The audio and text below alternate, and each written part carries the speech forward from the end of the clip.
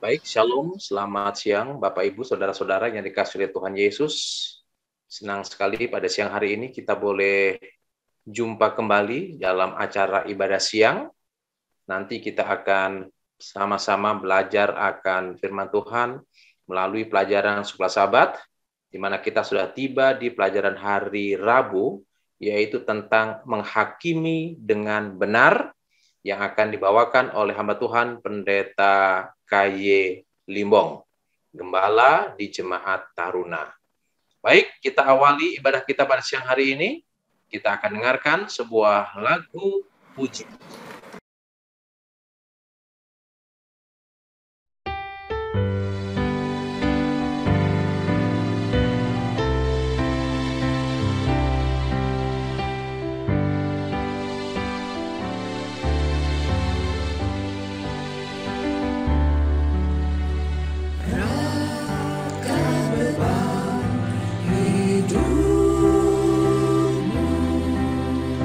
Dalam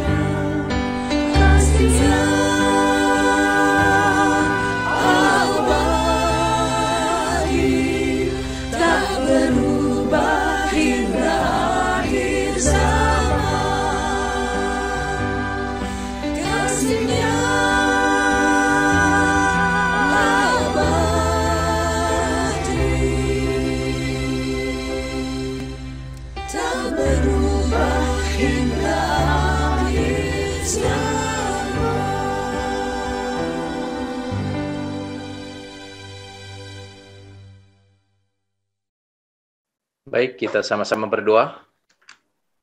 Bapa di sorga, Allah yang Maha Baik, terima kasih Tuhan untuk waktu dan kesempatan yang indah yang Tuhan sudah berikan kepada masing-masing kami, sehingga pada siang hari ini Tuhan, kami boleh datang kembali di hadapan Tuhan melalui ibadah pada siang hari ini, melalui diskusi pelajaran sekolah Sabat yang akan dibawakan oleh hamba-Mu, Pendeta Limbong. Biarlah urapan dari sorga boleh menjadi bagiannya, agar firman ini boleh mengarahkan hidup kami, agar kami lebih mengerti rencana dan maksud Tuhan dalam kehidupan kami, agar kami boleh melakukan yang terbaik dan benar di mata Tuhan.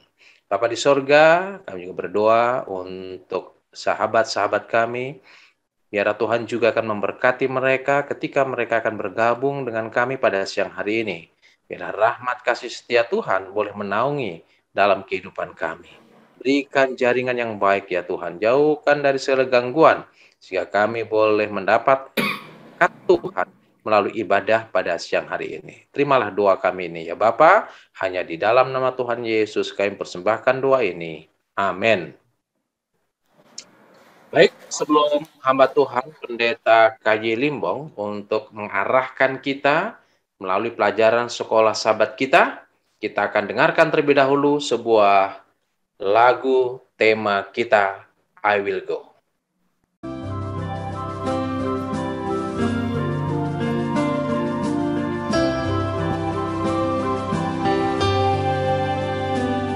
Ku dengar suara Yesus panggil, ku jawab ku kan pergi. Ku lihat jiwa yang bersedih, ku jawab ku kan pergi. Pergi beritakan kabar kasih, bagikanlah pengharapan. Dan bila aku lemah, Yesus menolongku, karena keputusanku kan pergi.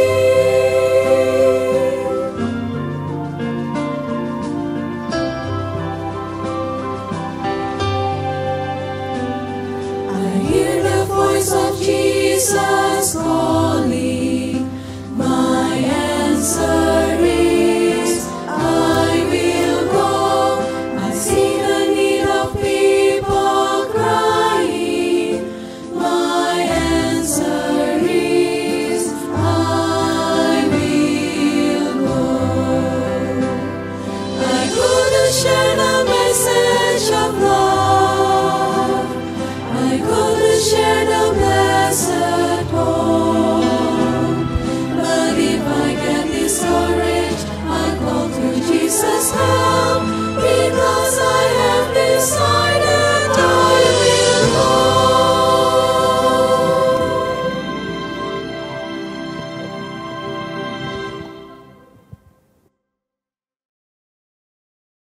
Kita akan dengarkan pembahasan pelajaran sekolah Sabat kita oleh Pendeta Limbong. Nanti jika ada pertanyaan berkaitan dengan pelajaran sekolah Sabat kita, Bapak Ibu boleh tulis di ruang chat atau nanti boleh secara langsung disampaikan kepada narasumber kita. Sedangkan Bapak Ibu yang mengikuti siaran ini melalui Facebook, Bapak Ibu boleh menulis di ruang komentar dan nanti narasumber kita juga akan menjawab pertanyaan-pertanyaan yang masuk berkaitan dengan pelajaran sekolah Sabat kita pada siang hari ini. Untuk itu, waktu yang indah ini kita berikan kepada Pendeta Limbong untuk membahas dengan benar. Silakan Pendeta. Shalom, selamat siang bagi kita semuanya.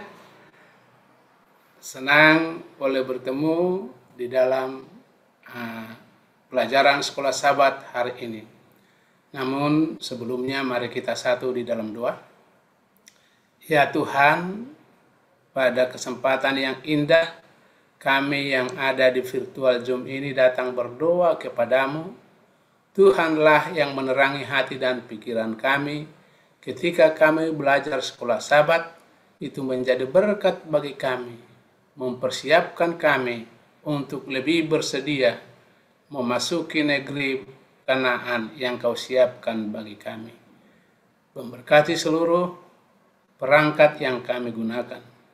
Biarlah oleh kemurahan-Mu ini boleh menolong kami untuk bertumbuh di dalam kasih karunia-Mu. Dalam nama Yesus. Amin. Saudara-saudara yang dikasihi Tuhan, kesempatan yang indah ini kita akan melanjutkan pelajaran sekolah Sabat kita dari kitab kebenaran zaman ini dalam kitab Ulangan. Saya rindu mengulangi kata-kata firman Tuhan di dalam 2 Timotius 3 ayat yang ke-15.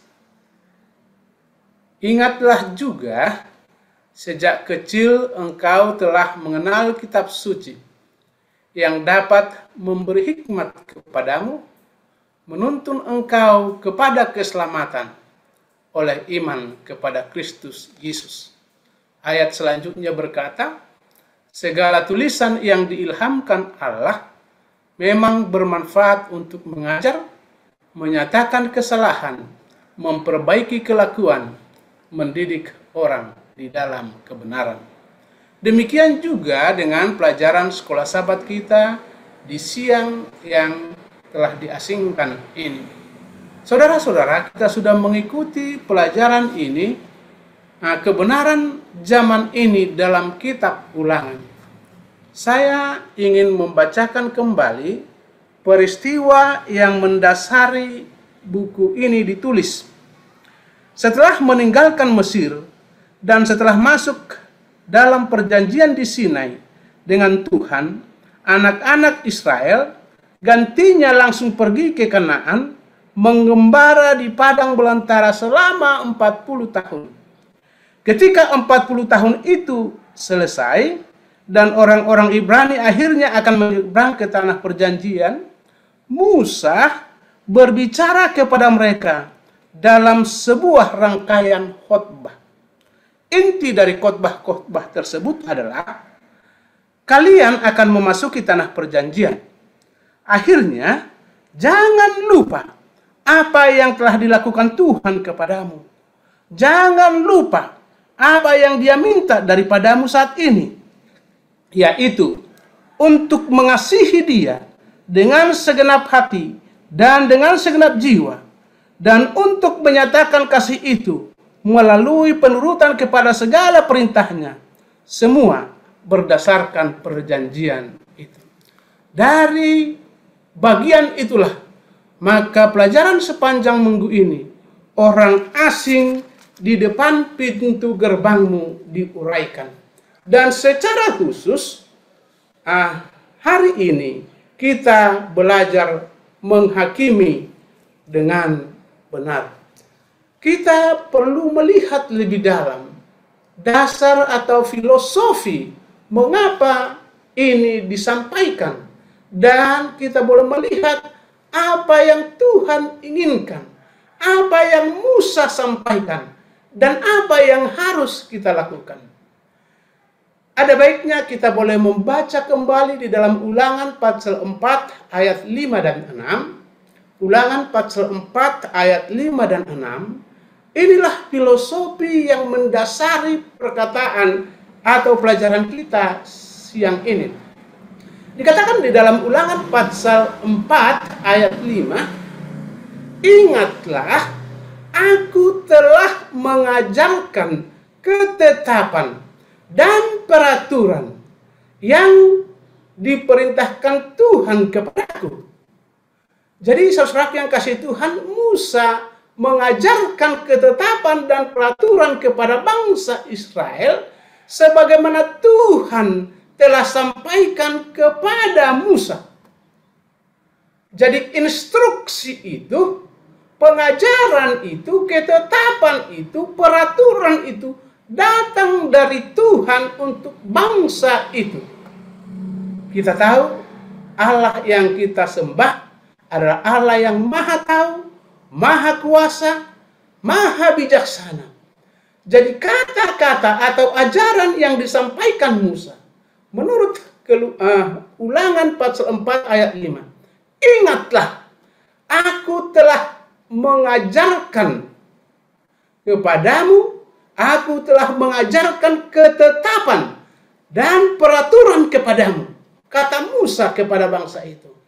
Ada hal yang perlu bangsa itu ketahui, bahwa pengajaran itu bukan hanya semata-mata inisiatif dari Musa, tetapi itu dia telah terima dari Tuhan dengan satu maksud. Karena bangsa itu akan pergi menduduki tanah Kanaan.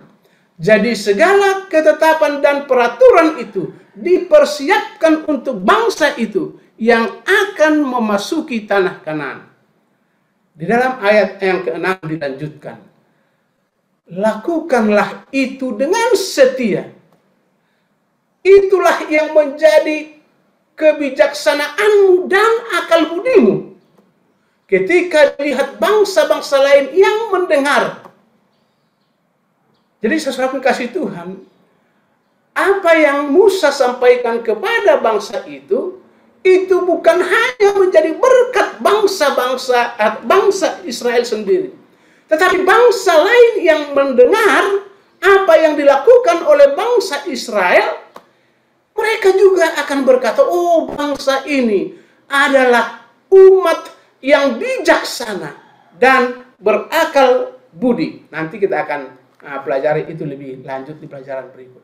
Tetapi saya mau ulangi, bahwa apa yang Tuhan sampaikan, jika diterima dan dihidupkan oleh bangsa itu, maka itu tidak berhenti sampai di bangsa itu, tetapi orang lain juga akan melihat. Sekarang mari kita fokus ke pelajaran kita hari ini. Saya akan share screen, tetapi hanya apa yang ada di pelajaran sekolah sahabat kita.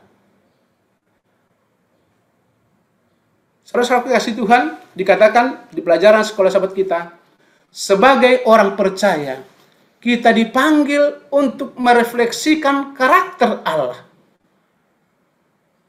Jadi saya sudah sampaikan tadi, ketika bangsa Israel melakukan peraturan dan ketetapan itu, maka bangsa yang mendengar itu, yang mengetahui itu, akan memuji Tuhan dan mengatakan bangsa ini bangsa yang bijaksana, bangsa yang berakal budi. Kita juga sebagai orang percaya telah dipanggil untuk merefleksikan karakter Allah. Bagaimanapun kalau kita baca di pelajaran sekolah sahabat kita diciptakan dalam gambar Allah, sebuah gambar yang kemudian dirusak oleh dosa. Dan seperti yang kita ketahui ketika Musa berbicara tentang kuasa dan keagungan Allah, juga bahwa Allah tidak mengambil suap dan dia peduli terhadap yang lemah. Dan mereka, kita ikuti, dia peduli terhadap yang lemah dan mereka yang terbuang. Allah melakukan hal ini. Untuk itu kita perlu melakukan hal yang sama juga. Secara khusus pada hari ini Tuhan menyoroti bagaimana seharusnya para hakim, para pemimpin bersikap di dalam pengadilan, di dalam menghakimi. Kalau kita membaca ayat-ayat yang tertera di pelajaran sekolah sahabat kita, di Ulangan 1 ayat 16 dikatakan, dan pada waktu itu aku memerintahkan kepada para hakimmu demikian, berilah perhatian kepada perkara-perkara di antara saudara-saudaramu, dan berilah keputusan yang adil dalam perkara-perkara antara seorang dan saudaranya, atau dengan orang asing yang ada padamu. Jadi sesuatu kasih Tuhan, keadilan harus diterapkan kepada orang Israel, bahkan juga kepada orang asing yang ada di tengah-tengah mereka. Di dalam Ulangan 16 ayat 19, jangan memutarbalikkan keadilan, jangan memandang rupa, jangan menerima suap, sebab suap membuat mata orang bijaksana buta. Jadi Musa atas tuntunan Tuhan memberikan apa yang perlu Saudara-saudara yang kasih Tuhan, ada statement yang sudah lazim didengar orang di pengadilan pun, di ruang pengadilan pun, orang tidak menemukan keadilan. Tetapi pelajaran sekolah sahabat kita mengatakan, kita dipanggil menjadi umat percaya. Kalau itu terjadi bagi orang lain, itu tidaklah harus menjadi terjadi bagi kita. Kita berbeda. Ayat-ayat dari firman Tuhan kata, jangan engkau memperkosa hak orang asing, dan juga jangan engkau mengambil pakaian seorang janda menjadi gadai. Nah, seringkali ada banyak orang katakan bahwa Allah yang diperkenalkan di dalam Alkitab Perjanjian Lama itu adalah Allah yang kejam, Allah yang keras. Tetapi tidaklah demikian sesungguhnya. Allah yang diperkenalkan untuk dihidupkan umat Israel adalah Allah yang penuh dengan belas kasihan, Allah yang adil. Dan sebagai umat Allah, Tuhan katakan, kamu harus memantulkan karakterku. Di dalam Ulangan 27 ayat 19 dikatakan, terkutuklah orang yang memperkosa hak orang asing, dan anak yatim dan janda, dan seluruh bangsa itu harus berkata amin. Ketika orang Israel tiba di tanah Kanaan, mereka harus mengucapkan berkat dan kutuk itu. Ketika kata-kata ini diucapkan seorang pemimpin, terkutuklah orang yang memperkosa hak orang asing, anak yatim dan janda, seluruh bangsa itu harus katakan amin. Jadi Bapak Ibu, saudara-saudara yang dikasihi Tuhan, kita menemukan itu semua rupanya menjadi pepatah bagaimana yang lemah, yang miskin, dan yang terbuang tidak mendapatkan keadilan di kebanyakan pengadilan dunia ini, seperti yang didapatkan oleh mereka yang memiliki uang, kuasa, dan koneksi. Tidak peduli di negara, di era, di kebudayaan manapun, atau juga bagaimana agungnya prinsip-prinsip keadilan dan kesetaraan yang diatur dalam konstitusi atau hukum atau aturan apa saja, kenyataannya tetaplah sama. Orang miskin, orang lemah, dan yang terbuang hampir tidak pernah mendapat keadilan sebagaimana didapatkan orang lain. Hampir tidak. Jargon atau statement, ucapan yang mengatakan equality before the law atau kesetaraan di bawah hukum itu sangat umum dikumandangkan. Tetapi sesungguhnya dalam faktanya kita mendapati keadilan itu aksesnya bagi orang miskin, bagi orang lemah, orang tertindas tidaklah sama dengan keadilan bagi mereka yang mempunyai strata yang lebih tinggi. Tetapi Tuhan katakan, janganlah kamu juga seperti itu. Itulah sangat luar biasa tentang apa yang Tuhan sedang sampaikan di sini. Ketidakadilan ini yang bisa terjadi di mana saja tidak boleh dilakukan di Israel, di antara umat Allah, yaitu mereka yang menjadi perwakilan Allah di dunia ini. Tidak semua kebiasaan yang terjadi di luar orang Israel boleh terjadi di antara umat Israel. Demikian juga halnya sekarang. Aplikasinya, bisa saja hal-hal seperti itu benar di mata hukum sekarang terjadi, tetapi secara prinsip tidak benar. Itu jangan dilakukan di antara umat Tuhan. Saudara-saudara yang kasih Tuhan, mungkin saudara dan saya bukanlah decision maker atau pengambil keputusan untuk menjatuhkan hukum di pengadilan. Tetapi jangan lupa, kita ini sebagai bagian dari masyarakat, bagian dari keluarga. Sebenarnya prinsipnya adalah bagaimana kita memperlakukan orang lain dengan kuasa, dengan pengaruh, dengan segala apa yang kita miliki. Bagaimana kita memperlakukan orang lain. Di dalam pelajaran selanjutnya, kita menemukan dalam Imamat 19 ayat 2, dikatakan, tetapi hal ini bahkan lebih dalam daripada sekedar ilmu hukum. Kuduslah engkau, sebab Tuhan Allahmu kudus. Jadi lebih dalam bukan hanya sekedar hukumnya, tetapi ada motif-motif di dalamnya. Sebagai umat Tuhan yang telah dikuduskan, yang telah diasingkan, dipisahkan, kita tidaklah seharusnya seperti apa yang bisa diterima dunia. Kita harus memiliki karakter kekudusan Tuhan. Saudara-saudaraku, jika kita memiliki bentuk penyembahan, membawa persembahan-sembahan yang baik, tetapi pada akhirnya, apakah artinya semua itu yang baik itu jika kita salah memperlakukan orang yang lemah, orang yang miskin di antara kita? Abuse of power, penyalahgunaan kekuasaan. Kadang-kadang mungkin sebagai satu keluarga, karena saya yang bekerja mencari duit, hanya saya yang menerima gaji bulanan, bagaimana saya memperlakukan pasangan saya yang tidak menerima gaji bulanan?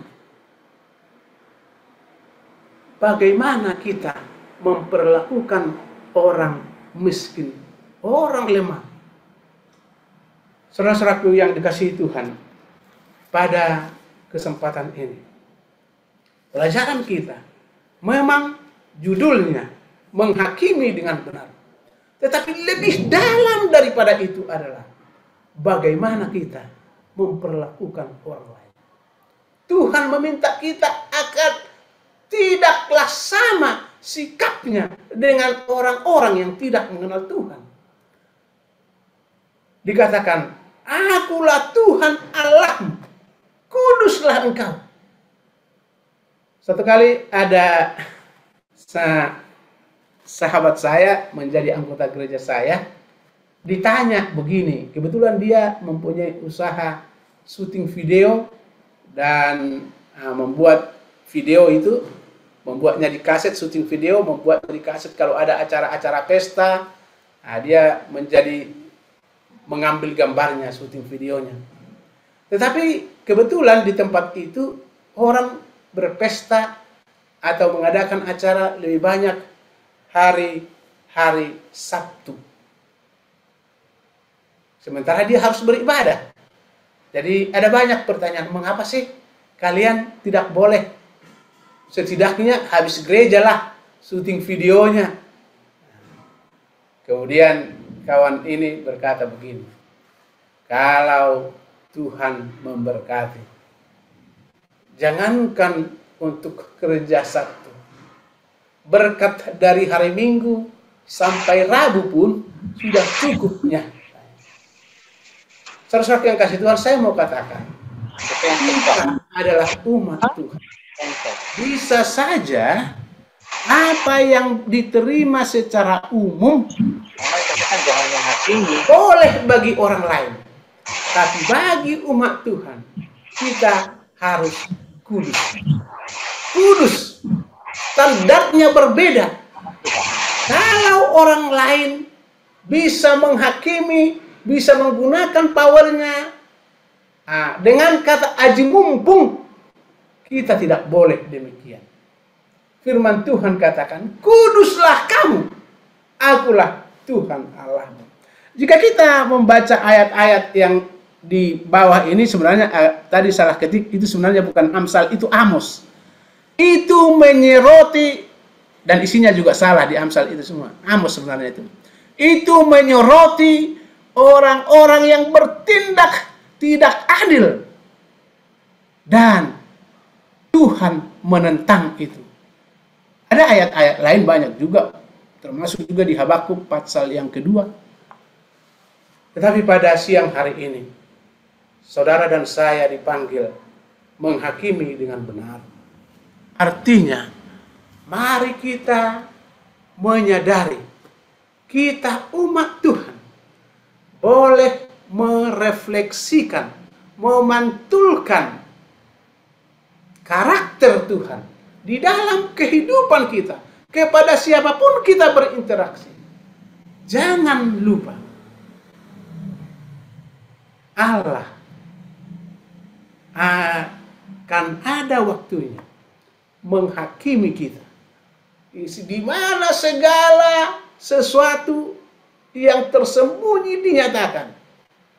Jadi sebagai umat Allah, mari kita boleh melakukan apa yang Tuhan perintahkan itu dengan pemahaman bahwa Allah mau memberikan yang terbaik bagi kita, menolong kita agar hidup lebih berbahagia. Seperti dalam Ulangan pasal 4 ayat 5 dalam 6 tadi. Jangan lupa, aku telah mengajarkan ketetapan dan peraturan yang Tuhan berikan kepadaku, kata Musa, supaya kamu menghidupkannya ke negeri di mana kamu akan masuk dan mendudukinya. Lakukanlah itu dengan setia. Dengan demikian, bangsa yang melihat itu akan berkata, umat ini adalah umat yang berakal budi dan bijaksana. Saudara-saudara yang kasih Tuhan, mari kita memperlakukan orang lain dengan bagaimana Tuhan memperlakukan kita, menghakimi dengan benar. Tuhan kiranya memberkati kita semua. Amin.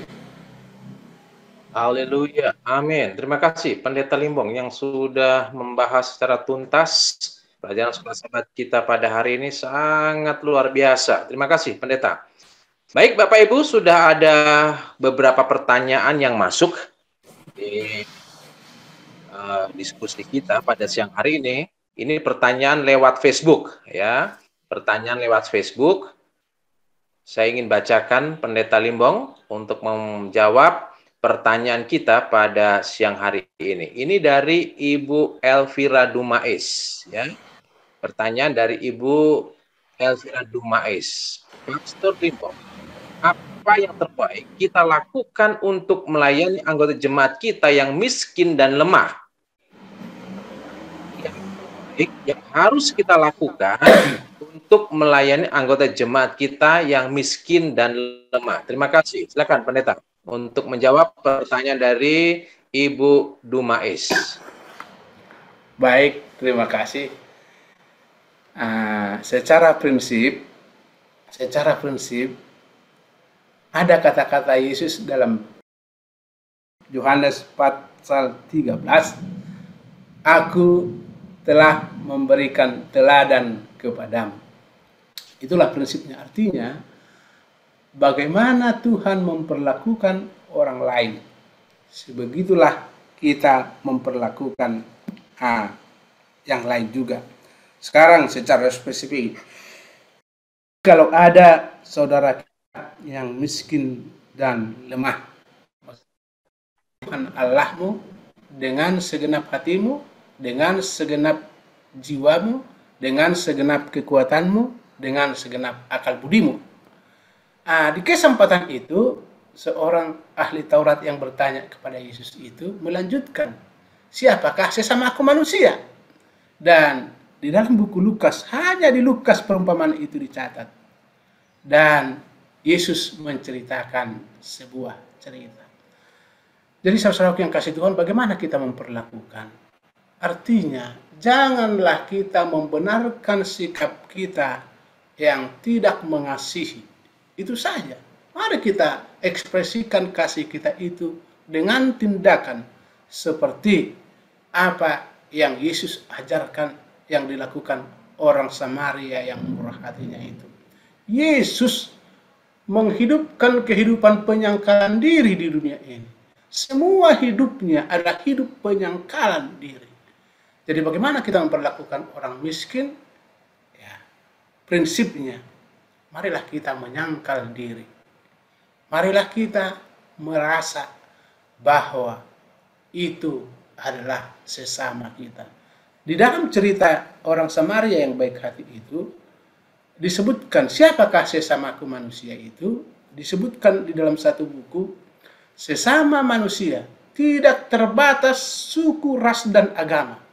Sesama manusia adalah siapa saja yang membutuhkan pertolongan. Jadi bagaimana kita memperlakukan? Ya, saya pikir prinsipnya itulah yang perlu kita teladani. Terima kasih. Baik, terima kasih Pendeta Limbong. Semoga dapat menjawab pertanyaan dari Ibu Dumais ya. Baik, selanjutnya ini ada juga dari Facebook Pendeta Limbong, pertanyaan dari Ibu Meliawati ya. Ibu Meliawati, pertanyaan sebagai berikut.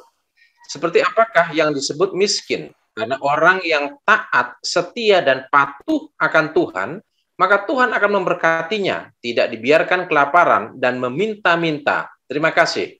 Silakan, Pendeta.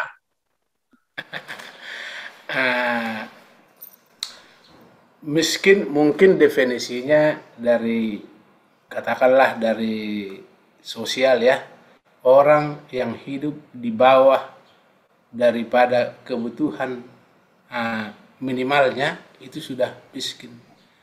Tetapi kalau kita baca juga di Alkitab, singa-singa merana kelaparan, tetapi orang yang takut akan Tuhan tidak akan kekurangan. Tapi ada beberapa situasi-situasi tertentu yang membuat seseorang terpaksa menjadi miskin. Bisa saja ada situasi-situasi tertentu. Nah, satu kali ada satu tempat pelayanan saya yang mayoritas petani menanam padi. Tahun pertama mereka mencoba, di satu periode tahun pertama mereka mencoba menanam padi 2 kali setahun, berhasil. Tadinya 1 kali setahun. Tahun kedua juga berhasil. Tetapi tahun yang ketiga, ketika orang sudah berharap menanam padi 2 kali setahun berhasil, rupanya air laut pasang. Dan panen untuk yang diharapkan panen kedua itu tahun itu gagal semuanya. Akhirnya banyak dari kampung itu, kalau tidak salah hanya 4 bapak yang tinggal di kampung itu, selainnya pergi merantau untuk mempertahankan hidup. Jadi ada situasi tertentu yang memaksa seseorang ya mengalami tekanan-tekanan yang membuatnya dalam tanda kutip miskin. Jadi dan kesempatan seperti ini adalah satu kesempatan bagi kita untuk menunjukkan kasih kepada orang-orang yang seperti itu. Tetapi kita juga harus menyadari ada juga orang-orang tertentu memilih gaya hidup yang membuat dia miskin. Dalam hal seperti itu pun kita harus menunjukkan belas kasihan. Mudah-mudahan jawaban saya itu boleh memberikan pencerahan dan agar kita boleh bersikap sebagaimana Tuhan inginkan kita bersikap. Terima kasih. Pendeta boleh bertanya? Sebentar Pak Ritonga. Ya. Di ruang chat dulu, nanti kalau sudah habis boleh Pak Ritonga ya? Oh iya. Ya kan, oke baik. Ini saya baca dari Ibu Boru Simatupang, ya Ibu Boru Simatupang. Pertanyaan sebagai berikut Pendeta. Dalam Lukas 6 ayat 37 mengatakan, jangan kamu menghakimi. Tapi judul kita hari ini sangat berbeda. Berarti boleh dong menghakimi yang benar itu bagaimana? Oke, silakan Pendeta. Ini pertanyaan orang ibu ini biasanya susah gampang ini. Baik Ibu. Jadi dalam konteks menghakimi yang benar, saudara-saudara yang kasih Tuhan, struktur apa yang dilakukan bangsa Israel itu datangnya dari Tuhan. Struktur itu ada pemimpin 5 orang, pemimpin 10 orang, pemimpin 50, pemimpin 100, pemimpin 1000. Ketika itu diadopsi oleh Musa dan itu berjalan dengan baik. Tetapi mereka dibekali, hakimilah dengan adil, dengan takut akan Tuhan. Tetapi dalam buku Lukas sekarang jangan menghakimi.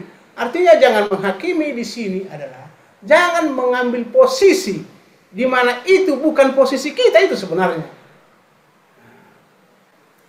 Nah, artinya, oh kamu berdosa, kamu salah. Kalau itu bukan posisi kita tidak perlu ambil posisi yang tidak bagian kita. Itu konteksnya di sana. Tapi kalau dalam menghakimi dengan benar pelajaran kita adalah bagaimana kita memperlakukan segala sumber daya yang dipercayakan kepada kita dengan benar sesuai dengan prinsip-prinsip tabiat Allah yang kita sembah itu.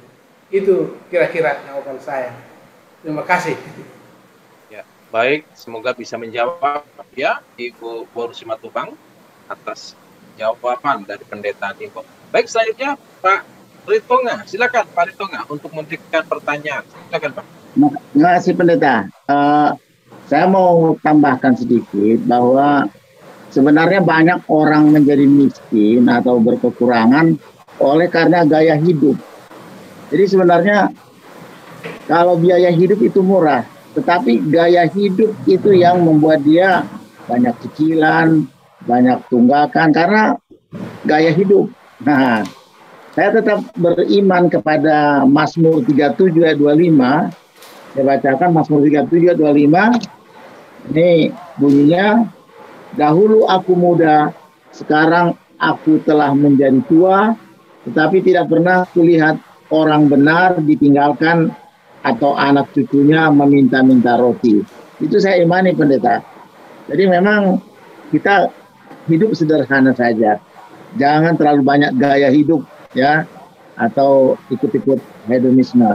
Itu tambahan. Terus kemudian ada pertanyaan saya pendeta ini. Pertanyaannya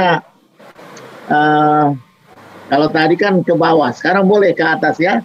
Bukan menghakimi pendeta, tapi bertanya boleh kan?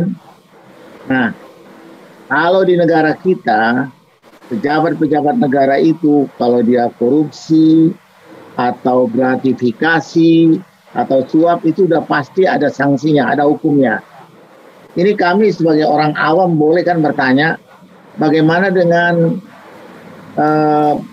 pengerja-pengerja di organisasi? Apakah ada aturan tertulis kalau menerima suap atau melanggar itu ada sanksinya, gitu, yang berlaku di organisasi kita? Apakah di General Conference, divisi, uni, atau di conference? Kami sebagai orang awam ingin bertanya dulu itu, adakah tertulis? Nah, itu saja pendeta. Cuma bertanya, adakah? Itu aja pendeta. Makasih Pak. Terima kasih Pak Ritonga. Nah, Ya. Beliau ini lama kepala sekolah dan pernah guru terbaik di DKI ini. Jadi Bisa aja. saya pikir Bapak juga tahu setiap organisasi punya aturan-aturannya. Hanya setiap pengambil keputusan ada tendensi juga untuk menghakimi tidak adil. Itu sebabnya kita belajar siang ini menghakimi dengan adil. Tapi kalau masalah aturan-aturannya pasti adalah aturan-aturannya itu. Tapi ketika yang memutuskan untuk melaksanakan aturan-aturan itu, itulah kalau begitu tetapnya kita katakan ada waktunya. Tuhan akan menghakimi dengan adil. Tapi kalau masalah organisasi pasti tidak ada organisasi yang tidak ada aturannya. Hanya ketika sanksi organisasi itu yang pemangku kepentingannya yang berhak untuk memutuskan itu yang tadi juga kita katakan ada tendensinya juga untuk ya memilah-milah itu menurut versi mereka. Yang menurut versi yang lain itu tidak adil. Tetapi menurut versi mereka itu sudah adil. Tapi jangan lupa ada waktunya. Keadilan itu akan Tuhan nyatakan. Terima kasih. Jadi jangan ragu Pak. Kalaupun ada hal-hal yang salah mungkin di tingkat organisasi, jangan ragu jadi ini nggak benar ini organisasi enggak, oknumnya tetap. Tetapi biar bagaimanapun kita akan dirugikan kalau ada hal-hal seperti itu. Dan Biar bagaimanapun kalau kita semua tidak artinya menggunakan otoritas itu dengan benar, dengan adil, memantulkan karakter Tuhan dalam keputusan kita itu, orang lain juga terberkati dengan itu. Kira-kira sudah menjawab, Pak, ya? Ya. Makasih Pendeta. Ya. Ini tidak ada kaitannya nanti dengan KLB itu. Makasih Pendeta, makasih. Terima kasih Pak Ritonga, terima kasih Pak Pendeta Limbo. Nah, boleh saya tambahkan Pendeta? Iya. Apa nih Pak? Ya. Ini apa ini? Pertanyaan atau apa tambahan? Saya tambah menanggapi pertanyaan, ada dua yang mengenai menghakimi dengan benar itu. Ada dua, ada Ibu dengan Bapak Ritonga tadi ya. Boleh saya tambahkan sedikit? Baik, silakan Pak. Baik, pertama saya mau sampaikan dulu. Ini mengenai pengadilan. Kalau kita lihat di pengadilan di bumi ini tidak ada yang adil. Ya, ini sementara itu dulu. Dan itu pernah dikeluhkan oleh Soleman sendiri. Soleman dia menulis di dalam Pengkhotbah 3 ayat 16, dia bilang apa yang terjadi dia lihat. Dia bilang dia lihat di pengadilan yang itu adil. Namun tidak mendapatkan keadilan di situ. Sementara ribuan tahun ini ditulis oleh Soleman kepada kita. Ternyata saat ini terjadi di keadaan kita sekarang, negara kita, organisasi kita juga ya terjadi demikian. Bahkan di Pengkhotbah 8 ayat 14 sangat menarik. Dibilang apa? Ada kesia-siaan yang terjadi di atas bumi. Bagaimana orang benar harus menerima daripada orang bersalah. Sementara orang bersalah mendapatkan pahala daripada orang yang benar. Saudara-saudara, ini terjadi di muka bumi kita. Bagaimana kalau itu terjadi di dalam kehidupan kita sebagai orang Advent? Saya mau sampaikan bagi saudara-saudara juga, di jemaat kami ada saya punya pendeta muda, ya dia mempunyai istri yang adalah jaksa terkenal di daerah Bekasi. Saudara, pendeta muda, luar biasa. Saya kalau setiap kali saya berbincang dengan dia bilang, hati, ini pendeta sama pengadil negara ini. Jangan sampai kalian bertudukan di dalam hal mengambil sikap. Kenal, jaksa terkenal, pendeta muda. Dia berkata, saya mau sampaikan kepada kita di dalam mengambil keputusan yang mudah bagi kita. Tuhan bilang jangan sampai buat keputusan tidak adil, ya, atau berperkara. Ya, di dalam 1 Korintus 6 ayat 2 sangat jelas kepada kita. Ya, dikatakan kepada kita, ya, tidak tahukah kamu kalau kita orang akan mengadili dunia, bahkan kita juga mengadili malaikat. Kita juga mengadili malaikat. Kenapa hanya urusan remeh-temeh saja harus ke pengadilan? Urusan remeh-temeh saja, kenapa harus di pengadilan? Saya mau sampaikan, tidak apa-apa, ini kesaksian. Ya, kami waktu masih di Kupang, saya di Kupang, belum kantor ke ibu kota, pernah kejadian ada terjadi di organisasi kita, apa diminta kepada kami anggota-anggota, tolong bantu pendeta kita sedang di pengadilan, ya, kumpulkan dana bahan untuk pengadilan. Nah, hal-hal ini saudara, sebenarnya keputusan ini yang bikin sulit, sesuatu keputusan menjadi sulit adalah kita sendiri. Di pengadilan pun demikian, membuat sulit. Bayang sana kalah juga KO, yang menang sama-sama KO. Maaf, saya mengatakan kita sendiri adalah pengadil.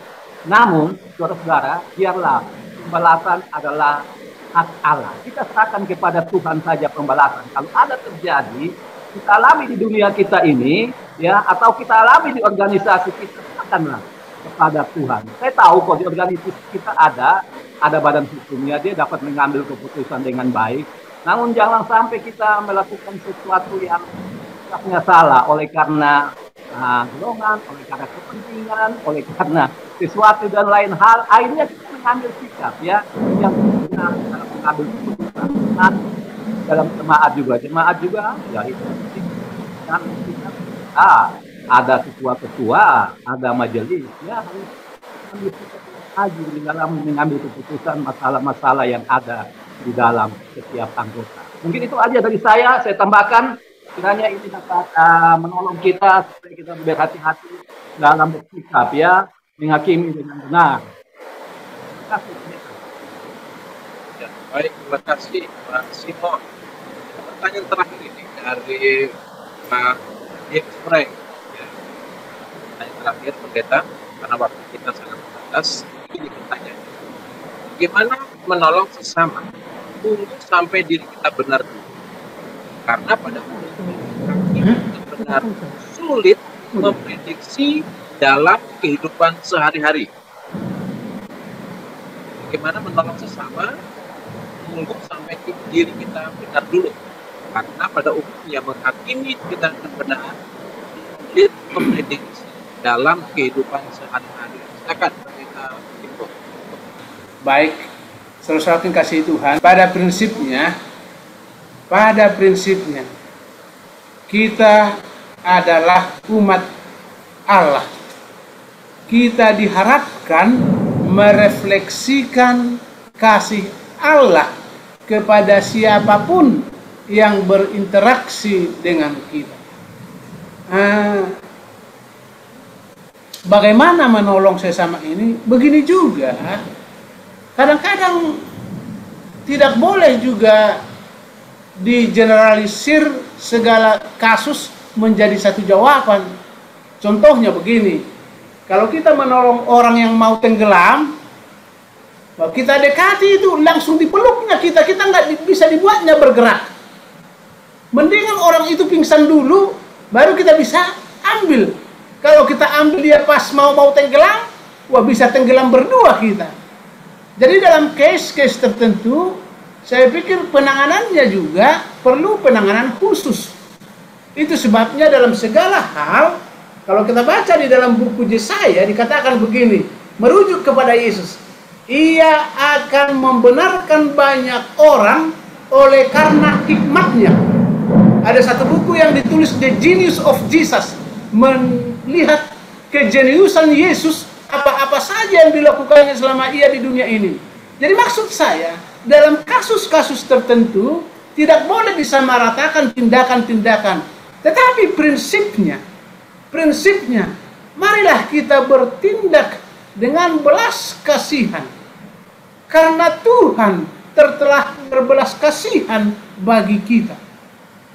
Marilah kita menolong orang lain dengan penyangkalan diri, karena Tuhan juga sudah menyangkal diri bagi kita.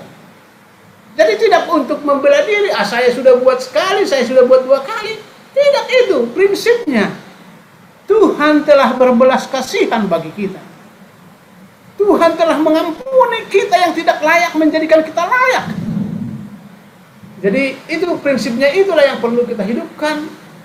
Dalam banyak kasus kita juga mungkin perlu berdoa bersungguh-sungguh agar Tuhan memberi hikmat kepada kita, agar boleh menjadi berkat bagi orang yang susah tadi. Jadi tidak semata-mata harus begini. Enggak. Kalau kasus-kasus tertentu ada yang mungkin treatmentnya tidak harus begitu, tapi prinsipnya akan tetap berlaku begitu, yaitu mari kita menolong sebagaimana Tuhan telah berbelas kasihan bagi kita. Kalau kita baca dalam perumpamaan tentang orang Samaria yang baik hati itu, dia turun dari keledainya, menaikkan korbannya ke keledainya, membayar pengobatannya. Jadi prinsip-prinsip seperti itulah yang perlu kita lakukan. Kalaupun saya katakan itu tidak mudah. Tidak mudah. Kadang-kadang kita menolong juga disalah mengerti juga kita. Kita mengatakan, kamu mengintervensi urusan keluargamu. Bisa saja dia mengatakan begitu. Sama seperti Yesus, kematiannya pun tidak menjamin semua selamat. Kalau mereka tidak percaya, mereka tidak selamat juga toh. Tapi siapa yang percaya akan selamat. Jadi dalam kasus untuk menolong orang yang susah, prinsipnya adalah mari kita merefleksikan, memantulkan sebagaimana Tuhan yang kita tahu itu Tuhan yang berbelas kasihan, Tuhan yang menyangkal diri. Mari kita meniru teladannya. Itu tidak mudah, tapi secara teknisnya marilah kita juga berdoa kepada Tuhan. Siapa tahu bukan kita yang menolong dia secara langsung, kita akan merefer ke orang lain yang bisa lebih mentouch dia untuk menolong dia. Kira-kira demikian jawaban saya. Terima kasih. Ya, baik. Terima kasih. Limbong yang sudah memberikan jawaban sekaligus sahabat kita pada siang hari ini. Ini ada pertanyaan lagi. Ini mungkin maksudnya begini nih dari Pak James Frank ini. Bagaimana memprediksi dalam menghakimi ini dalam menolong untuk mengambil satu keputusan? Ya, jadi mungkin pertanyaan adalah bagaimana kita bagaimana kita mengambil keputusan yang tepat. Ya, kira-kira begitu. Bagaimana kita mengambil keputusan yang tepat dalam menghakimi atau mengambil satu keputusan yang tepat. Kira-kira begitu, Pendeta. Baik, saya tadi katakan, biar bagaimanapun, kita adalah orang yang terbatas. Kita perlu disatukan kepada oknum yang tidak terbatas itu, sehingga kita mendapat sumber hikmat akal budi. Jadi, kalau kita lebih banyak berdoa, pastilah Tuhan lebih menolong kita. Saya ingat, kalau masih ingat dulu peristiwa malari itu, Hariman Siregar, dia kan dokter sebenarnya, dokter Hariman Siregar. Dia katakan seperti ini, saya ini dokter, tetapi saya tidak terbiasa praktek. Seharusnya saya kalau meraba seorang pasien datang, mungkin melihat matanya, berbicara dengan dia, mungkin meraba tubuhnya, mentas saya sudah bisa seharusnya menganalisa penyakitnya. Artinya pengalaman itu juga akan memberi seseorang indikasi-indikasi, petunjuk-petunjuk untuk memberikan treatment yang benar. Tetapi jangan lupa, kita ini terbatas, kita perlu dihubungkan dengan Tuhan, sumber segala hikmat itu. Alkitab katakan kalau barang siapa yang kekurangan hikmat, biarlah dia meminta. Jadi bagaimana kita menganalisis, memutuskan hal-hal yang kita lakukan untuk menolong orang lain? Pertama-tama, perlu dipastikan apakah kita terhubung dengan sumber segala hikmat itu. Kemudian kita juga harus menggunakan segala sarana yang mungkin kita peroleh. Terima kasih. Baik, saya rasa cukup untuk diskusi pelajaran suka sahabat kita pada siang hari ini. Oleh karena waktu kita sangat terbatas. Baik, Pendeta Limbong, boleh kasih closing statement untuk mengakhiri diskusi kita? Memberikan closing statement, Pendeta. Silakan. Terima kasih, Bapak Ibu, saudara-saudara yang dikasihi Tuhan. Saya hanya membacakan pelajaran sekolah sahabat kita. Dikatakan, tetapi pada akhirnya, apakah artinya semua yang baik itu? Jika mereka salah memperlakukan orang lemah dan miskin di antara mereka. Artinya, marilah kita memperlakukan sesama kita, baik orang miskin, baik yang menderita, baiklah kita memperlakukan mereka seperti yang Tuhan inginkan kita memperlakukan mereka. Saya mengulanginya, baiklah kita memperlakukan sesama kita, baik yang miskin, yang kurang beruntung, yang termarginalkan, sebagaimana Tuhan inginkan kita memperlakukan mereka. Tuhan memberkati kita. Amin. Amin. Puji Tuhan. Terima kasih Pendeta Limbong. Terima kasih semua yang sudah berpartisipasi untuk diskusi kita saat ini. Ini selanjutnya kita akan akhiri ibadah kita.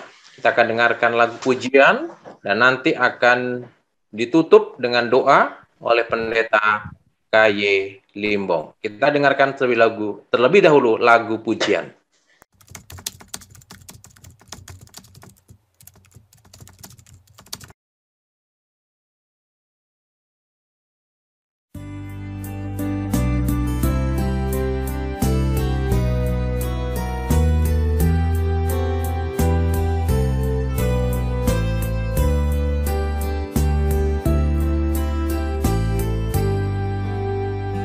Is your burden heavy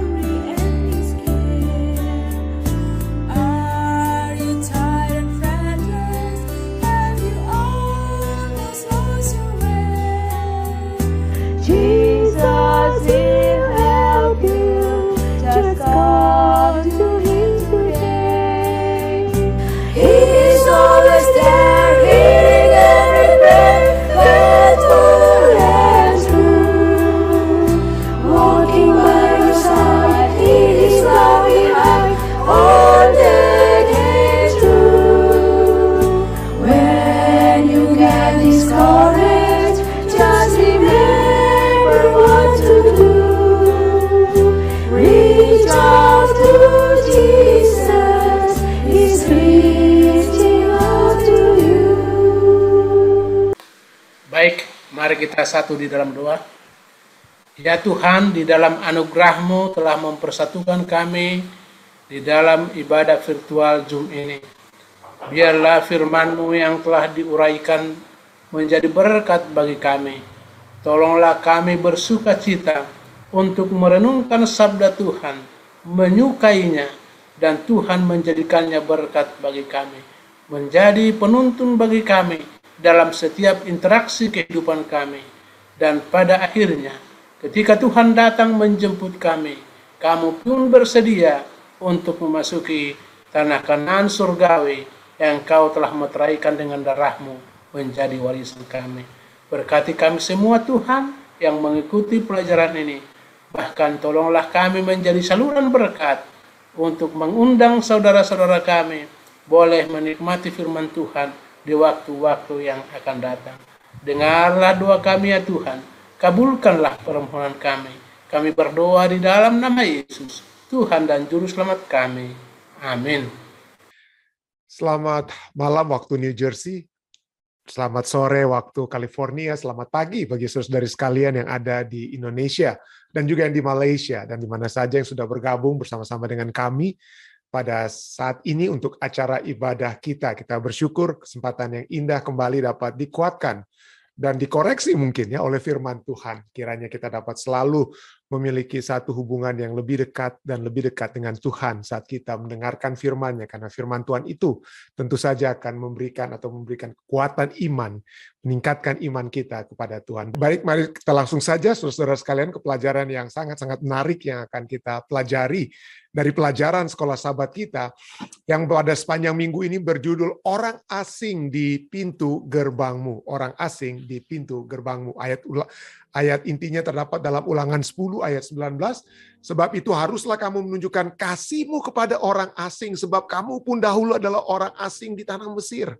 Dan pada malam hari ini ayat inilah yang menjadi bagian atau pelajaran kita. Sebab kamu pun dahulu adalah orang asing di Mesir.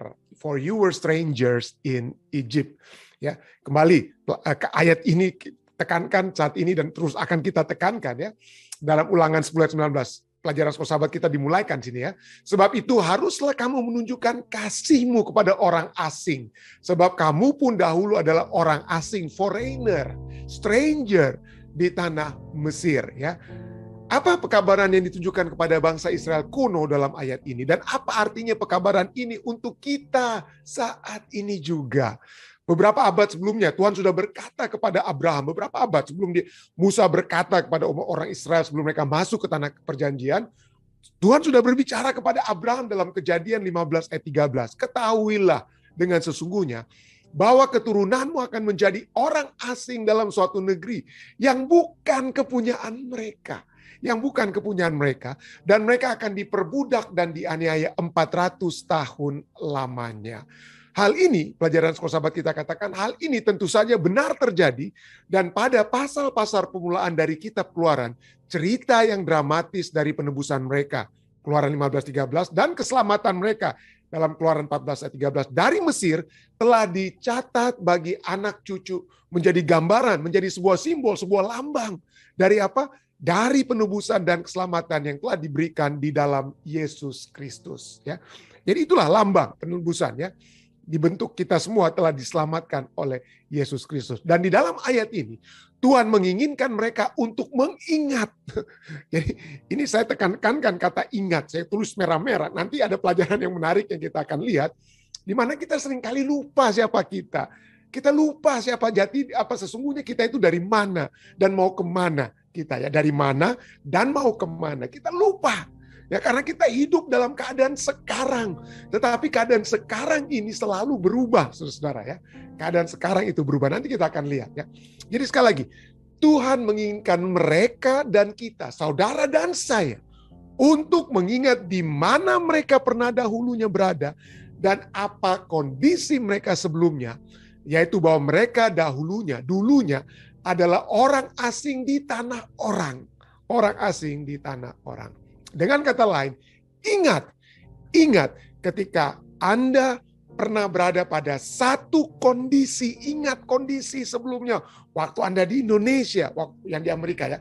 Waktu Anda di Indonesia, waktu Anda pertama kali datang di Amerika. Bagaimana keadaan Anda? Dan bagaimana sekarang keadaan Anda di Amerika? Dan bagaimana keadaan Anda nantinya dari Amerika? Penting sekali. Jadi jangan hanya pikir yang sekarang, tapi ingat ketika Anda berada pada satu kondisi sebagai orang-orang yang terpinggirkan di masyarakat, diusir, dan bahkan menjadi hamba-hamba, dan hanya bisa hidup karena kemurahan dari mereka yang lebih kuat dari Anda, yang bisa saja melecehkan Anda, dan memang sering terjadi, ya, yang mereka lakukan, ya, melecehkan Anda.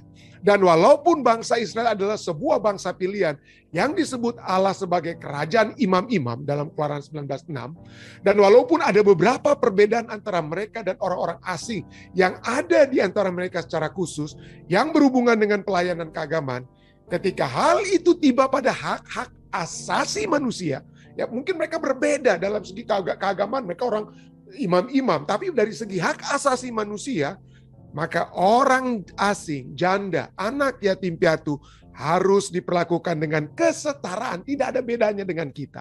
Dengan kesetaraan dan keadilan. Yang sama seperti juga yang orang Israel harapkan bagi diri mereka sendiri. Pada saat kita datang atau berada di tanah pengasingan, mungkin dari Manado ke Jakarta, dari Medan ke Jakarta. Bagaimana kira-kira pengharapan Anda yang baru datang? Ya, dan bagaimana setelah kita establish di Jakarta, setelah kita establish di Amerika, bagaimana pandangan kita terhadap orang-orang lain yang baru datang? Anda sudah akan lihat ya kemana arah tambahan pelajaran kita nantinya ya. Baik, mari kita bacalah Matius 7 ayat 12.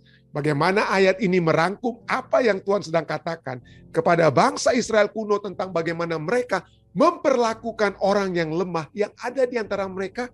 Matius 7 ayat 12 katakan, segala sesuatu yang kamu kendaki supaya orang perbuat kepadamu, perbuatlah demikian juga kepada mereka. Itulah isi seluruh hukum Taurat dan kitab para nabi. Nasihat kepada Israel tentang bagaimana mereka memperlakukan orang yang terbuang, tentu saja bukanlah norma yang dipraktekkan di dunia kuno. Kenapa di kuno zaman dulu apa? Orang-orang buangan itu pada saat itu bisa diperlakukan dengan tidak lebih baik daripada binatang. Tetapi orang Israel itu umat Tuhan apa? Beda. Ya, beda. Mereka harus memperhatikan yang tidak diperhatikan. Secara hukum, orang-orang bangsa kafir di sekitar tidak memperdulikan, tidak memperhatikan, tidak memperlakukan dengan adil orang-orang pendatang. Tetapi sebaliknya, pelajaran kita katakan apa? Sebaliknya Israel diminta untuk menjadi berbeda. Mereka harus menjadi terang bagi bangsa-bangsa. Dan ya, perbedaan itu akan ditentukan dalam alam yang mereka sembah. Bagaimana mereka menyembah Dia dan dalam keseluruhan kebenaran sistem agama yang Allah telah berikan kepada mereka. Kemudian pelajaran kita sambung. Dengan demikian, ya, jenis perlakuan mereka terhadap orang-orang yang terpinggirkan bisa menjadi sebuah kesaksian yang kuat kepada dunia tentang kemahakuasaan dari Allah mereka dan juga iman mereka, di mana satu sisi merupakan inti dari keseluruhan keberadaan mereka, yaitu untuk menjadi saksi kepada dunia mengenai Allah mereka. Inilah pelajaran kita ya. Inilah pelajaran kita tentang bagaimana kita memperlakukan orang-orang asing di sekitar kita. Di Amerika Serikat saat ini kita akan masuk ke satu hari istimewa di Amerika yang disebut dengan istilah Thanksgiving Day. Ya, hari pengucapan syukur ya. Kenapa disebut sebagai hari pengucapan syukur, the Thanksgiving Day? Karena hari ini adalah saat di mana orang-orang yang pada mulanya para pionir di Amerika Serikat itu keluar dari Eropa, tiba dengan selamat di Amerika Serikat. Lalu apa yang terjadi kemudian? Kemudian mereka mulai memulaikan hidup. Dan apa yang terjadi mula-mula? Pada saat kita tahu, kalau Anda mengikuti sejarah Amerika Serikat, bagaimana orang-orang dari Eropa yang melarikan diri daripada penganiayaan keagamaan atau ingin mencari keadaan yang lebih baik secara ekonomis. Mereka lari ke dunia baru dari dunia lama di Eropa. Tiba di Amerika. Pada mulanya mereka itu sangat kelaparan, tetapi native Amerika, ya, orang-orang asli, penduduk asli, telah membantu mereka pada mulanya pada saat mereka tiba. Ya, kalau Anda lihat sejarah dan film-film ya, buku-buku sejarah dan juga sudah difilm-filmkan bagaimana para orang yang tiba mula-mula, the early settler katakan apa. Pada saat mereka tiba, mereka kelaparan dan lain sebagainya. Lalu mereka dibantu oleh orang-orang native American, orang-orang asli. Apa yang orang-orang asli lakukan? Diberikanlah makanan kepada mereka. Diberikanlah juga biji-biji jagung untuk ditanam. Orang Eropa tidak pernah sebelumnya mungkin menanam jagung ya, tetapi itu pertama-tama diperkenalkan oleh orang-orang asli Amerika kalau Anda membaca sejarah. Dan mereka mulai apa? Bercocok tanam, mulai dengan menanam jagung tersebut dan kemudian apa? Tumbuh dan kemudian mereka panen dan tersambunglah kehidupan mereka. Tetapi coba kita lihat apa yang kemudian terjadi dengan para pendatang Amerika ini mula-mula ya. Sebelum kita tiba kepada hal tersebut, apa yang terjadi sekarang ini, mari kita lihat bahwa pada umumnya ya, pada saat ini ya, ada rasa-rasa takut atau prasangka terhadap para pendatang ya yang baru. Dan saya melihat ini bukan hanya satu fenomena yang terjadi di Amerika, seperti nanti kita akan pelajari. Tetapi satu fenomena yang ada di mana saja. Ada bahkan di Indonesia, terhadap orang-orang di Sulawesi Utara yang mulai merasa, aduh bagaimana ini kalau ada pendatang-pendatang dari Jawa datang dan lain sebagainya. Atau orang-orang yang ada di Papua mungkin ya, mulai melihat pendatang-pendatang yang datang dari Sulawesi Utara, yang datang dari tempat-tempat lain, mulai merasa apa? Waduh bagaimana kira-kira ya. Dan di setiap tempat di mana saja di Indonesia dan di seluruh dunia yang berdosa, kita melihat adanya ketakutan dan prasangka terhadap para pendatang. Istilah modern saat ini itu adalah yang dikenal dengan istilah xenofobia, ketakutan dan prasangka terhadap pendatang itu adalah xenofobia ya. Ketakutan terhadap pendatang orang asing ya, bukan seno orang Manado bilang seno ya, tapi xenofobia itu artinya ketakutan terhadap orang asing. Nah, ini dimulaikan di zaman Alkitab oleh orang-orang di Mesir, raja di Mesir. Apa yang dikatakan dalam Keluaran 1 ayat 7 sampai 10. Orang-orang Israel beranak cucu dan tak terbilang jumlahnya. Mereka bertambah banyak dan dengan dahsyat berlipat ganda. Sehingga negeri itu dipenuhi mereka. Kemudian bangkitlah seorang raja baru memerintah raja tanah Mesir. Yang tidak mengenal Yusuf. Dan apa yang telah Yusuf lakukan seperti apa ya? Seperti native American yang mula-mula membantu. Demikianlah Yusuf mungkin pada saat kelaparan gitu hebat akan terjadi di Mesir. Oleh sebab Tuhan memberikan mimpi kepadanya. Maka 7 tahun yang berkelimpahan telah dinyatakan kepada Yusuf melalui mimpi Firaun. Lalu kemudian selamatlah bangsa Mesir, selamatlah juga orang-orang yang kemudian memohon bantuan kepada bangsa Mesir. Tetapi Raja Mesir yang baru tidak lagi mengenal Yusuf dengan kata tidak memperdulikan lagi.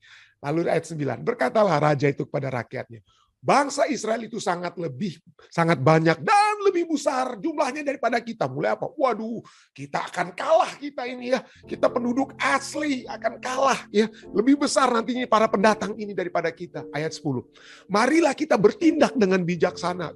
Tapi kebijaksanaan Raja Mesir atau Firaun ini apa ya? Wah, dia bunuh semua anak laki-laki atau kerja paksa terlebih dahulu. Jadi kebijaksanaannya itu bukan bijak sini ya, cuman bagi mereka saja sana itu yang bijak, tapi tidak bagi bangsa Israel ya. Jadi marilah kita bertindak dengan bijaksana terhadap mereka supaya mereka jangan bertambah banyak lagi. Dan apa ini prasangka berikutnya? Dan jika terjadi peperangan, ini kan prasangka ya. Dan jika terjadi peperangan, jangan bersekutu nanti dengan musuh kita dan memerangi kita, lalu pergi dari negeri ini. Jadi inilah ketakutan dan prasangka terhadap pendatang, xenofobia. Dan ini kita lihat ya. Dan kita akan lihat itu terjadi di Amerika Serikat, tapi terjadi juga di mana? Di mana saja. Di mana saja. Entah itu di Indonesia sekalipun. Ya, masalah ekonomis, wah ini para pendatang ini nanti ambil pekerjaan kita yang ada di Manado ini, para pendatang ini. Jadi kita kesempatan kita untuk bertumbuh itu akan berkurang ya. Lalu bukan itu saja, nanti pendatang ini kalau datang mereka berani dibayar murah. Bagaimana dengan kita penduduk asli? Habislah kita dari segi ekonomi. Lalu apa saja? Nanti pemerintah daerah ini akan mengeluarkan biaya, tapi bayangkan masa biaya dari pemerintah daerah itu hanya untuk pendatang dari daerah lain. Nggak adil kan? Nggak adil. Bagaimana itu? Harusnya digunakan untuk kita.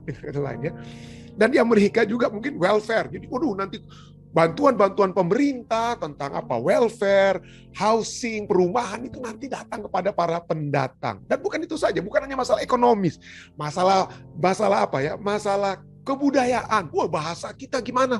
Nanti gantinya hilang bahasa kita nih dengan adanya pendatang-pendatang dari Sumatera, dari Manado, orang-orang di Jawa nih, wah hilang nanti bahasa Betawinya dan lain sebagainya. Karena bahasa yang bisa hilang. Gimana nanti di Amerika? Nanti orang lebih banyak berbicara dalam bahasa Indonesia atau Spanish atau Tagalog daripada bahasa Inggris ya. Itulah ya. Jadi bukan itu saja, kebudayaan, kebiasaan kita, way of life. Kalau di Amerika kita biasa untuk bantu sesama, bantu komunitas dan lain sebagainya. Lihat ini pendatang-pendatang ya. Gantinya mereka belanjakan uang untuk mengembangkan kebudayaan setempat, itu dikirim uangnya ke Indonesia, dikirim uangnya ke Filipina, dikirim uangnya ke Latin Amerika dan lain sebagainya. Nggak ada patriotisme terhadap apa? Terhadap patriotisme terhadap lingkungan kita. Dan bukan itu saja. Nanti limited resources ya. Limited resources, populasi yang bertambah dari kalangan imigran dan lain sebagainya, dan tidak heran ini menjadi satu hal yang terjadi, dapat saya katakan tadi, terjadi di mana saja. Jadi tidak heran ada seorang penulis ya, Erika Lim, bagus sekali dia akan lihat ya. Dia menulis tentang America for Americans ya, History of Xenophobia di Amerika Serikat dari sejak semula. Ketakutan terhadap para pendatang yang baru datang dari Eropa pada mula-mulanya ini, pendatang-pendatang dari Eropa, itu umumnya dari mana? Dari England ya, dari British ya, dari Britain ya, dari England, dari Inggris dengan kata lain ya. Tapi coba kita lihat apa ketakutan terhadap pendatang? Siapa pendatang pertama di Amerika yang ditakuti oleh orang Amerika mula-mula? Orang Amerika yang baru datang dari Inggris, tiba di Amerika, lalu kemudian apa? Mulai membentuk masyarakat Inggris yang ada di Amerika. Siapa yang paling pertama kali mereka takuti? Yang dianggap pendatang yang mereka ingin usir dengan kata lain ya. Kalau dari sejarah, kalau Anda lihat sejarahnya, maka pendatang pertama itu ditakuti, misalnya Benjamin Franklin. Ini catatan sejarah yang ditulis oleh Erika Lee. Erika Lee ini adalah seorang profesor dari University of Minnesota ya. Dia yang menulis buku ini, Erika Lee, America for Americans, dan dia artikel yang ditulis dari Tufts University ini bukan sumber-sumber hanya dari apa ya, sumber-sumber biasa dari Facebook dan lain, tapi ini adalah hasil-hasil penelitikan yang dibuat oleh Profesor Dr. Erika Lee. Dia katakan orang-orang yang pertama yang ditakuti oleh orang Inggris yang menetap pertama-tama di Amerika di tahun 1750-an itu adalah orang swarthy foreigner. Swarthy foreigner ini yang dianggap berkulit lebih gelap. Jadi orang-orang Inggris ini rupanya lebih putih kulitnya daripada orang pendatang berikutnya yang dianggap berkulit gelap. Nah, pertanyaan, siapa pendatang berikutnya itu yang ditakuti oleh orang-orang Amerika mula-mula ini? Mereka itu tidak lain adalah orang Jerman. Mereka tidak lain adalah orang-orang Jerman. Ya. Jadi ditakuti, orang Inggris bilang, waduh ini orang-orang Jerman yang datang ini, nanti bahasa kita itu hilang, diganti dengan bahasa Jerman. Wah enggak. Kita harus tolak mereka, kita harus usir mereka. Ya, dan kalau Anda mempelajari sejarah di Amerika, maka setelah orang Jerman kemudian diterima di Amerika, lalu apa yang menjadi masalah yang berikutnya yang ditakuti oleh orang-orang Amerika mula-mula? Yang berikutnya adalah orang-orang dari Irlandia. Orang-orang Irlandia itu yang dia, kalau bisa jangan tinggal sama-sama dengan kita. Mereka itu kotor-kotor itu. Dari Irlandia, mereka lagi kelaparan di Irlandia. Datang ke Amerika, kotor, mereka jorok, bau, dan lain sebagainya. Jangan sama-sama, jangan kita punya rumah yang dekat-dekat dengan mereka. Lalu sesudah orang Irlandia diterima, siapa berikutnya yang kemudian menjadi sasaran? Orang Italia, saudara. Orang Italia, ini dari Eropa, ini bau, gak suka mandi seperti kita, dan lain sebagainya. Pinggir-pinggirkanlah mereka. Dan kemudian bertambahlah kemudian orang-orang dari tempat-tempat lainnya. Ya. Dan sayangnya, yang pertama-tama sudah lebih dahulu tiba, kemudian merasa apa? Takut dan berprasangka terhadap yang lainnya yang baru datang. Jadi yang sudah merasa sudah diterima. Jadi pertama ya, orang Inggris, orang Jerman, kemudian bersatu takut terhadap orang Irlandia. Lalu orang Irlandia diterima. Orang Inggris, orang Jerman, orang Irlandia takut terhadap orang Italia. Orang Italia diterima. Orang Inggris, orang Jerman, orang Irlandia, orang Italia, kemudian takut terhadap pendatang-pendatang yang dari Asia. Dan itu terus-menerus ini menjadi apa ya, lingkaran setan ini atau lingkaran dosa itu apa? muncul terus. Dan ini bahkan kena kepada orang-orang, katanya 1-2, tidak semua. Dari ribuan, begitu banyak orang Indonesia ya yang ada di Amerika. Mungkin hanya 1 atau 2. Begitu ada 1 atau 2 ini, begitu orang Indonesia yang baru datang, ini hati-hati ini, jangan macam-macam di Amerika. Saya sudah warga negara, kamu kalau nggak ikut begini dan begitu. Ada, saya tahu saudara, ada orang yang saya kenal yang suka ancam-ancam orang-orang yang baru datang, yang belum punya surat, belum punya status keimigrasian di Amerika. Wah, kalau kamu macam-macam, saya laporkan kamu ke imigrasi. Wah, seperti begitu ya, saudara ya. Dan kenapa ini terjadi? Ya, saya selalu ingin bertanya, kenapa? Bahkan di antara kita sendiri kok saling memakan, begitu istilahnya ya. Saling melaporkan orang yang kita anggap baru datang dan lain sebagainya, yang belum established. Ya. Dan inilah dalam sejarahnya, memang seperti saya katakan tadi, orang Inggris memiliki ketakutan prasangka terhadap orang Jerman, dan kemudian apa? Berturut-turut seterusnya. Kenapa? Karena kita ingin menunjukkan jati diri kita. Jadi orang Jerman yang pertama-tama datang ke Amerika itu, kemudian setelah di-establish sedikit, lalu dia hantam orang Irlandia dan orang apa? Italia.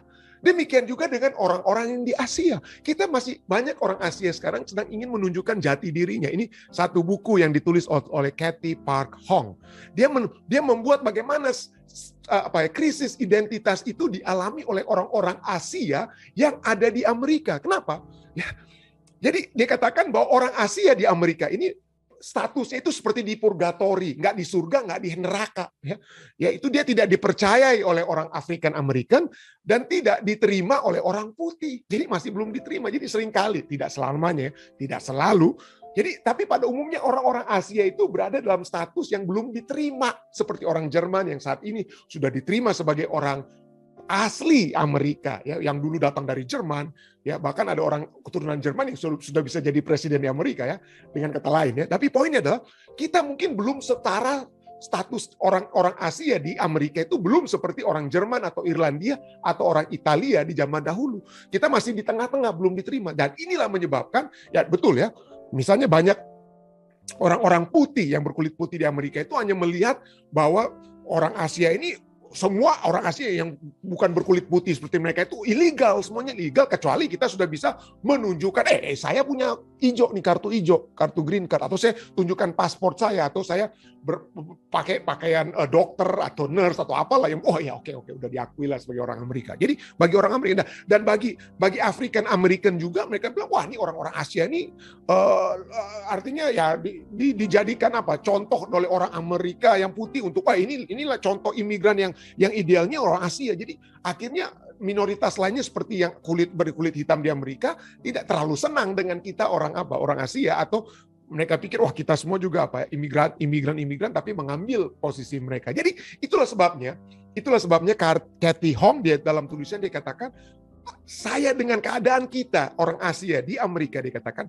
maka saya, dia bicara tentang dirinya sendiri ya, saya dengan panik mengayuh kakiku di bawah air, selalu memberikan kompensasi yang berlebihan untuk menyembunyikan perasaan tidak mampu yang melahapku. Jadi ada banyak kata lain, kita sudah pernah kita sudah mengalami beban sebagai pendatang baru di orang Indonesia atau pendatang baru di Amerika. Kita bersusah payah. Ada sahabat saya orang Filipina, ya, dia anti sekali terhadap orang-orang yang baru datang. Dia kata, wah mereka itu nggak benar, itu yang baru datang gini, hanya mengambil uang dari pemerintah dan lain sebagainya. Wah, dan lain sebagainya. Loh, kenapa? Saya bilang, ya saya bersusah payah untuk dapat establish keadaan saya. Jadi dia melihat kompensasinya itu apa, dia bilang, wah dia tolak juga, termasuk orang-orang yang baru datang, orang Filipina, ini sahabat orang Filipina ya. Dan inilah yang terjadi. Kita sering kali kita mencoba ketakutan itu dan lain sebagainya, itu menyebabkan kita tolak ya. Dan pertanyaannya, kenapa ini harus terjadi? Misalnya di Indonesia, sekalipun ini harus terjadi, kita harus dibeda-bedakan dengan siapa yang pemilik tempat yang ini sesungguhnya, siapa pemilik ini saya ini orang asli, Anda ini pendatang. Waduh, kita itu terjadi dalam sejarah Indonesia. Kita memiliki sejarah yang gelap juga ya. Misalnya tahun 1998 ya, kita tahu bagaimana saudara-saudari kita dari kita sebut dengan tanda kutip keturunan Tionghoa mengalami hal yang sangat tidak seharusnya terjadi kepada mereka. Tetapi mereka menjadi kambing hitam karena ada masalah ekonomi dan lain sebagainya.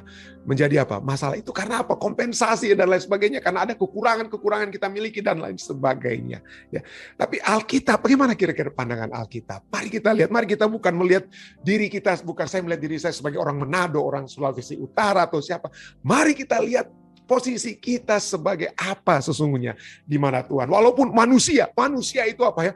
Manusia itu memiliki perbedaan, membedakan orang lain, dipertanyakan. Orang dunia misalnya, orang dunia saat ini di Amerika mempertanyakan, kok kenapa di Alkitab itu mengajarkan, ini peneliti dunia ya katakan, kenapa orang Kristen, orang-orang yang percaya Alkitab ajarkan untuk menerima imigran. Tapi kenapa orang-orang Kristen evangelical di Amerika itu apa? Tidak mau terima imigran seperti yang apa.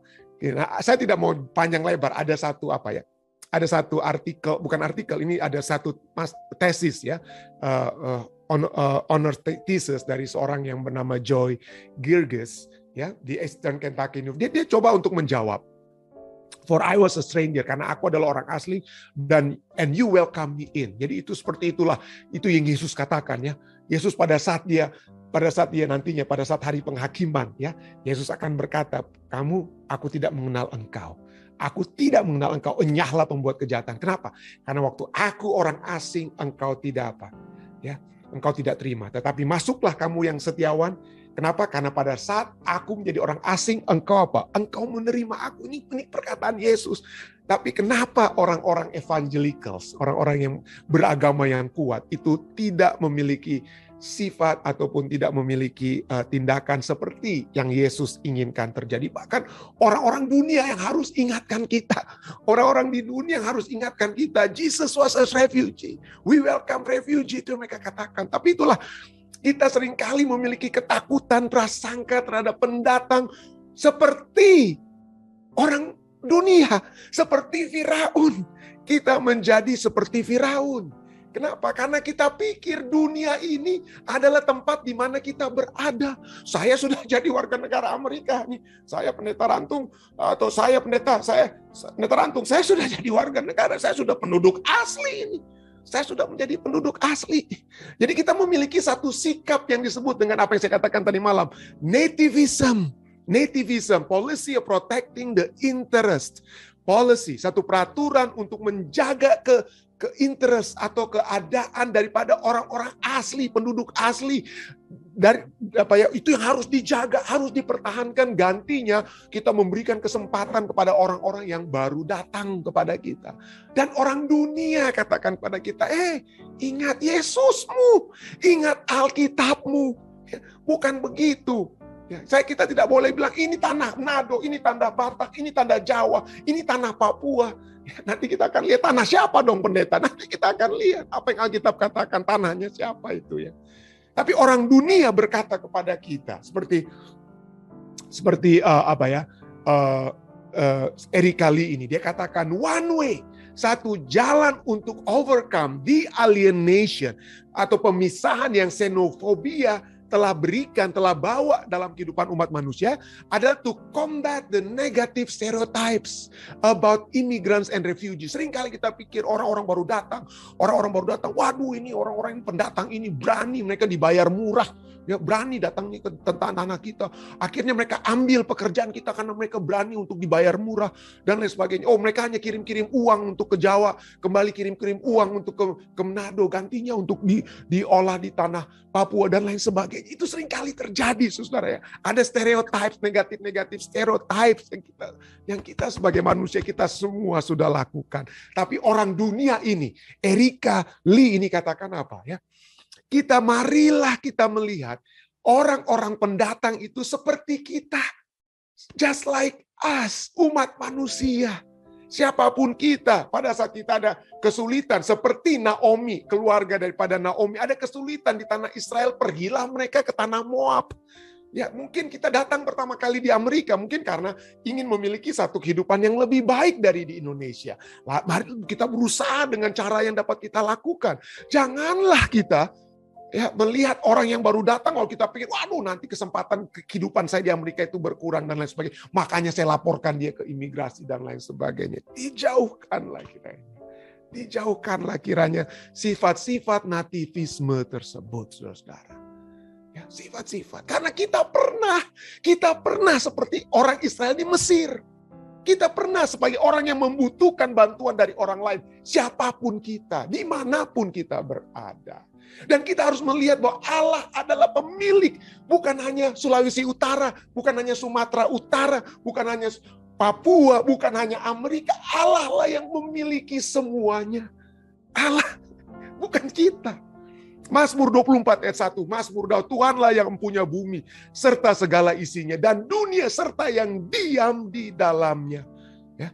Mazmur 50 ayat 10 sampai 12. Sebab punyakulah segala binatang hutan dan beribu-ribu hewan di gunung. Aku kenal segala burung di udara dan yang bergerak di padang adalah dalam kuasaku. Jika aku lapar, tidak usah kukatakan kepadaku, sebab punyakulah dunia dan segala isinya.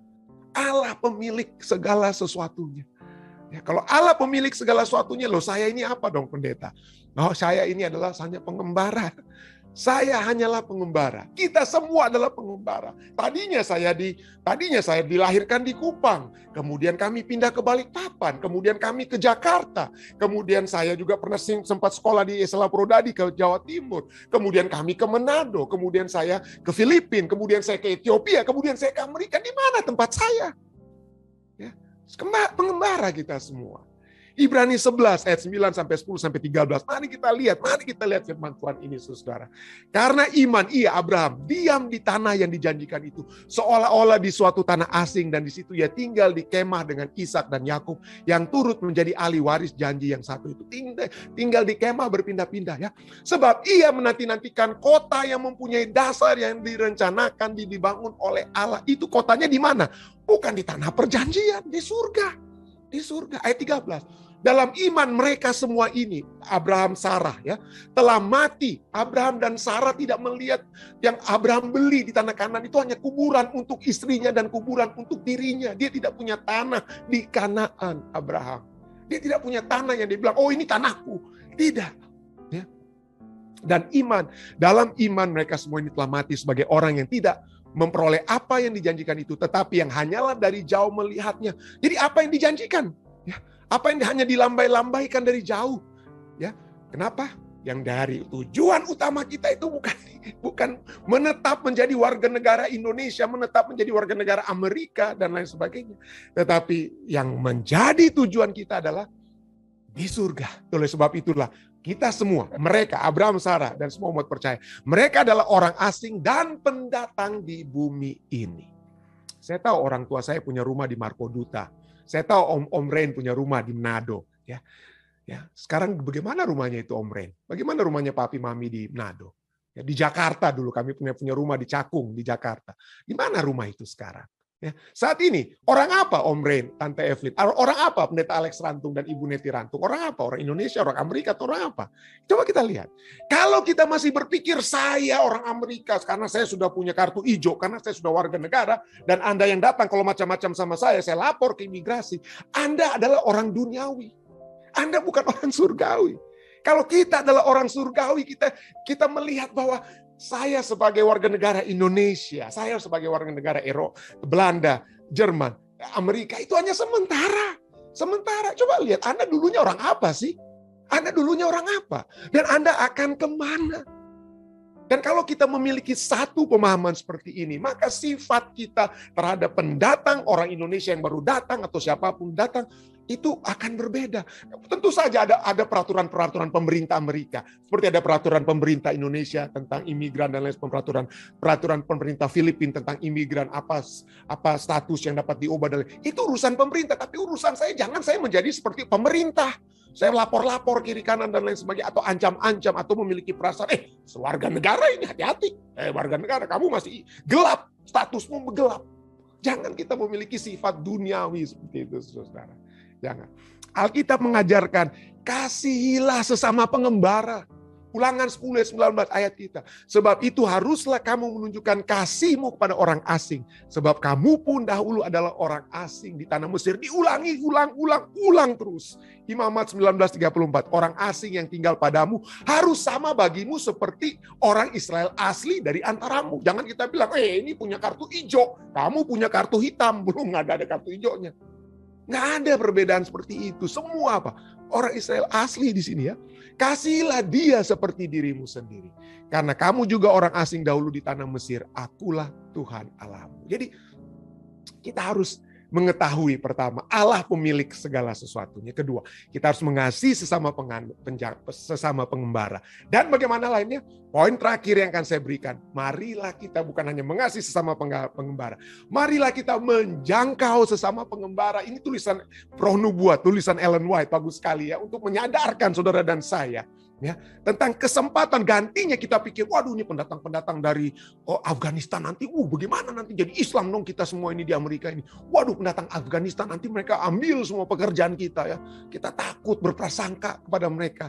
Tapi mari kita lihat tulisan pena inspirasi. Dikatakan, jika kita cepat dalam melihat pembukaan pemeliharaan Allah, if we were quick in discerning the opening providences of God, we should be able, kita harus dapat melihat kesempatan yang berlipat ganda untuk menjangkau many foreigners, untuk menjangkau orang-orang asing di Amerika.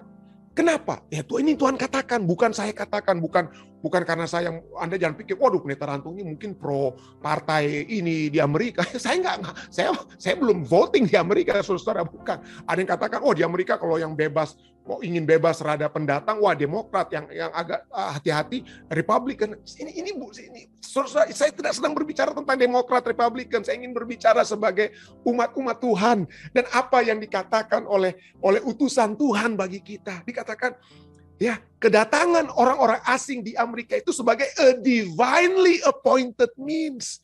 Kedatangan mereka di Amerika itu sebagai sarana yang telah ditetapkan ilahi. Tuhan yang menetapkan. Bukan saudara dan saya. Bukan karena Presiden Demokrat yang ajak mereka semua membanjiri Amerika. Bukan. Statement ini katakan secara spesifik ini adalah apa? Divinely appointed means of rapidly extending the third angel message into all the nations of the earth. Sebagai sarana yang ditetapkan secara ilahi untuk dengan cepat memperluas pekabaran malaikat ketiga ke semua bangsa di bumi. Tuhan dalam pemeliharaannya telah membawa manusia ke pintu kita. God in His providence telah membawa mereka, pendatang-pendatang ini ke pintu kita, ya. Ke semua membawa ke pintu kita dan mendorong mereka. Tuhan yang dorong, ya. Entrust them, mendorong mereka seolah-olah ke dalam pelukan kita agar mereka dapat mempelajari kebenaran dan memenuhi syarat untuk melakukan pekerjaan yang tidak dapat kita lakukan dalam mendapatkan terang di hadapan orang-orang dari bahasa lain. Gantinya kita takut, gantinya kita berprasangka. Jangkau mereka. Ya, miliki sebagai satu kesempatan untuk menjangkau tetangga-tetangga kita dari Afghanistan dan dari tempat-tempat lain yang telah datang. Karena inilah yang Tuhan sudah tetapkan untuk menjangkau mereka. Karena ujung-ujungnya kita semua mau kemana, saudara? Mau saya tetap terus di New Jersey, Anda tetap di California, Anda tetap enggak.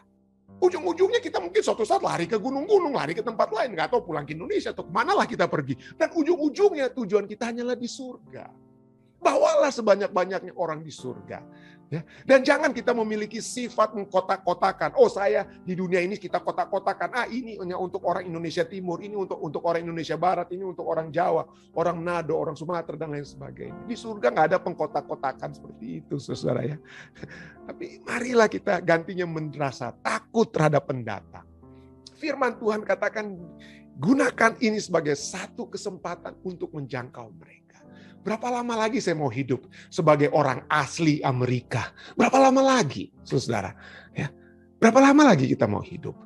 Ya, tujuan kita seperti Abraham bukanlah di dunia ini.